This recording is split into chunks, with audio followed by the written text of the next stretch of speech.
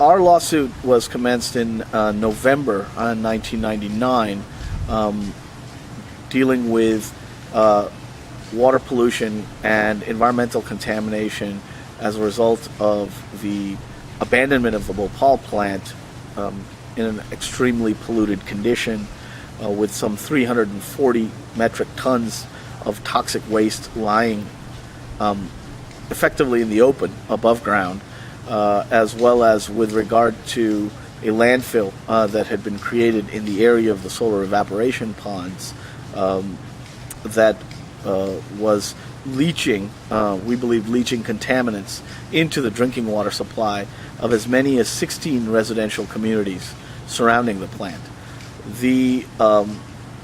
In 1999 itself, these suspicions were confirmed as a result of a water sampling that was done with the help of Greenpeace and the University of Exeter laboratories in the United Kingdom, which showed in many cases severe contamination of drinking water supplies in residential colonies that rely on hand pump wells to draw water up from the water table.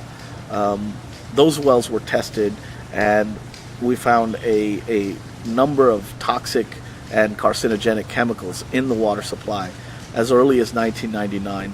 Some of those chemicals were found at levels exceeding their permissible limit by 1,305 times the amount permitted by the World Health Organization.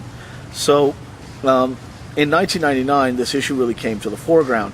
Our litigation has focused on attempting to hold Union Carbide accountable for this second toxic legacy that it's left in Bhopal, which is continuing to affect another group of maybe as many as 30,000 people, some of whom are victims of the 1984 gas disaster.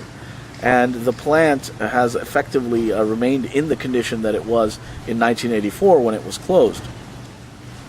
The case was originally commenced in the federal courts in the Southern District of New York in the United States, where the cases from the disaster litigation had been consolidated by the judicial panel on multi-district litigation. And the reason we brought these cases in New York, first of all, the issue is that Union Carbide refuses to submit now to the jurisdiction of India's courts, civil or criminal.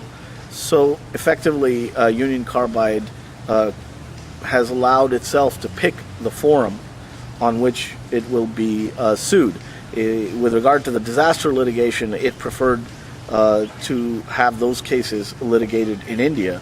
With regards to the contamination issues, it has now said that it will no longer submit to the jurisdiction of India's courts, giving us no other option but to proceed against them in the courts of the United States.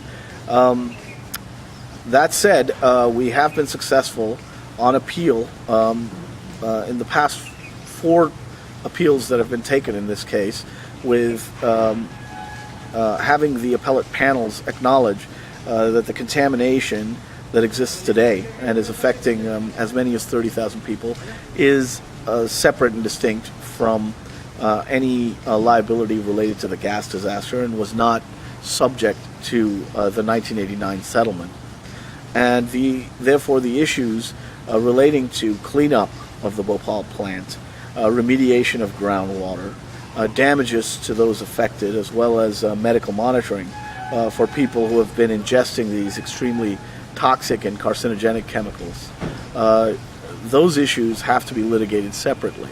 And since Union Carbide will not submit to India's jurisdiction, those cases are now being litigated in the courts of the United States.